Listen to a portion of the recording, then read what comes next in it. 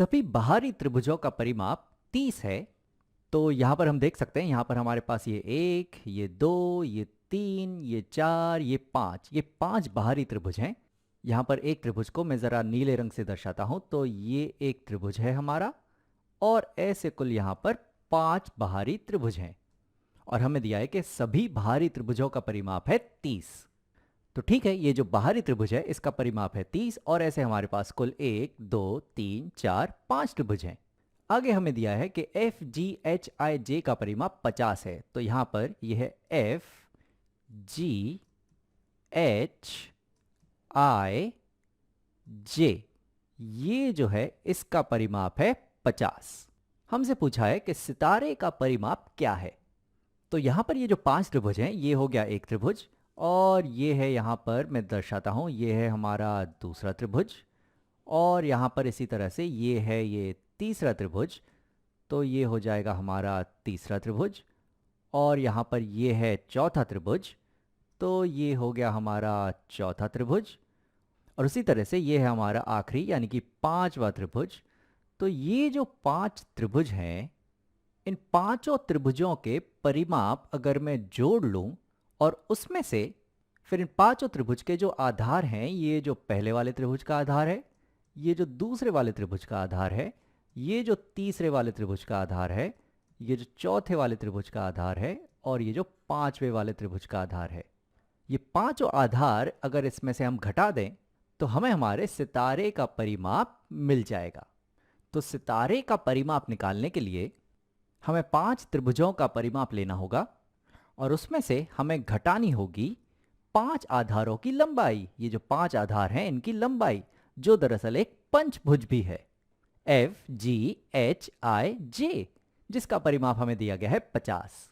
तो यहां पर हमें निकालना है 5 त्रिभुजों का परिमाप।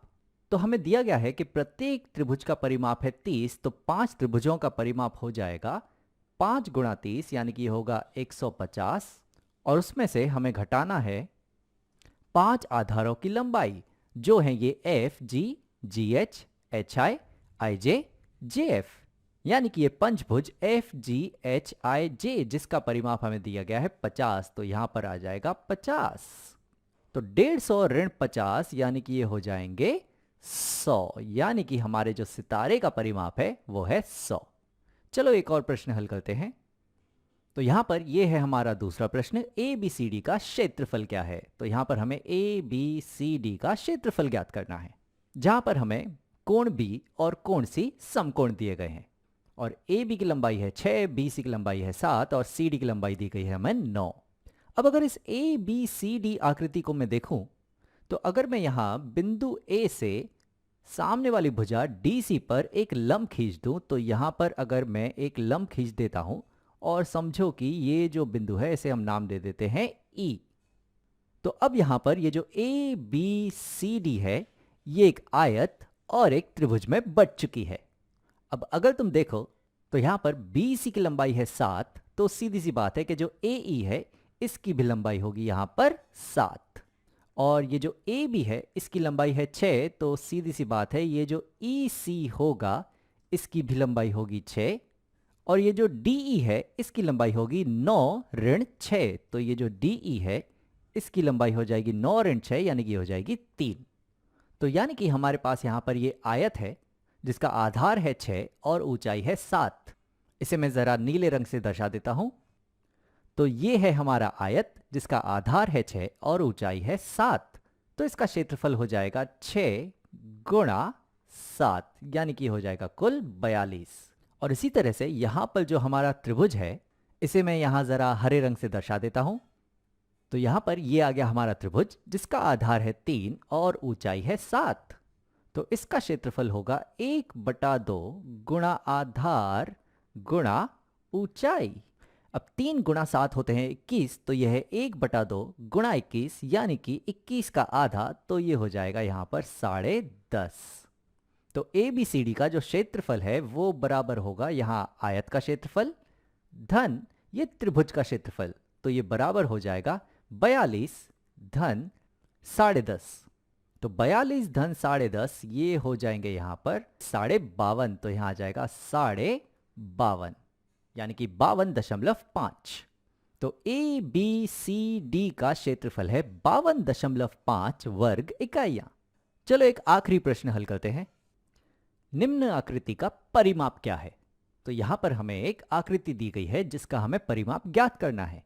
अब यहां पर हम एक बात मान सकते हैं कि ये जो सभी कोण हमें दिए गए हैं ये समकोण है। तो यहां पर ये कोण समकोण है, ये वाला कोण समकोण है, ये सभी कोण यहां पर समकोण है। लेकिन अगर यहां पर इतने सारे समकोण हम दर्शा देंगे तो आकृति थोड़ी सी अच्छी नहीं दिखने लगती। तो फिर यहां पर हम ये मान के चलते हैं कि ये जो सभी कोण हैं ये समकोण हैं। तो ठीक है, इस आकृति का परिमाप हमें ज्ञात करना है। तो यहां पर ये लंबाई हमें दी गई है 6, ये हमें दी गई है 7 और हमें बस ये वाली लंबाई दी गई है 2, बाकी कोई भी हमें लंबाई यहां नहीं दी गई है। तो चलो देखते हैं इसे हम कैसे निकाल सकते हैं। तो यहां पर अगर हम ये वाली भुजा लें तो ये वाली जो भुजा है अगर मैं इसे यहां पर रख दूं तो इसकी लंबाई तो उतनी ही होगी। और उसी तरह से ये वाली जो भुजा है इस भुजा को भी अगर मैं यहां से उठाकर यहां पर रख दूं तो इसकी लंबाई भी यही रहेगी। और उसी तरह से ये वाली भुजा को भी मैं यहां से उठाकर अगर मैं यहां रख देता हूं तो इसकी लंबाई भी यही रहेगी। और आखिर में ये वाली जो भुजा है इस भुजा को भी मैं यहां से उठाकर अगर मैं यहां रखता हूं तो इसकी लंबाई भी यही रहेगी। अब इसका फायदा ये हुआ है कि यहां पर ये वाली जो सफ़ेद भुजा है और ये जो नीली भुजा है, ये जो गुलाबी भुजा है, ये जो नारंगी भुजा है और ये जो लाल भुजा है, इन सब को मिलाकर ये जो पूरी लंबाई है ये बिल्कुल इसके जैसी हो गई है। यानी कि ये जो पूरी लंबाई है ये हो गई है 7। अब उसी तरह से ये वाली जो भुजा है इसे मैं अगर यहाँ से हटाकर अगर मैं इसे यहाँ पर रखता हूँ तो इसकी लंबाई तो यही रहेगी। और फिर ये वाली भुजा को मैं यहाँ से उठाकर अगर मैं यहाँ रखूँ तो इसकी लंबाई भी यही रहेगी। अब ये वाली जो भुजा है ये बिल्कुल इसके जैसी है और यहाँ पर हमें पता है कि ये दोनों जो भुजाएं हैं ये दोनों समान होंगी, यानी कि इसकी लंबाई भी होगी 2। तो इसे फिलहाल हम छोड़ देते हैं और हम ले लेते हैं ये वाली भुजा। तो इस वाली भुजा को अगर हम यहाँ से उठाकर अगर हम यहाँ पर रखते हैं तो इसकी लंबाई भी इतनी ही होगी। तो अब ये हरी भुजा, ये पीली भुजा और ये सफ़ेद भुजा ये मिलाकर बिल्कुल इसके जैसी हो गई है, यानी कि ये लंबाई हो गई है 6। तो यहाँ पर ये जो पूरी लंबाई है ये हो चुकी है 6। और हमें पता है ये वाली भुजा अगर 2 है तो ये वाली भुजा भी 2 होगी। तो ये जो आकृति है इसका परिमाप हम निकाल लेते हैं।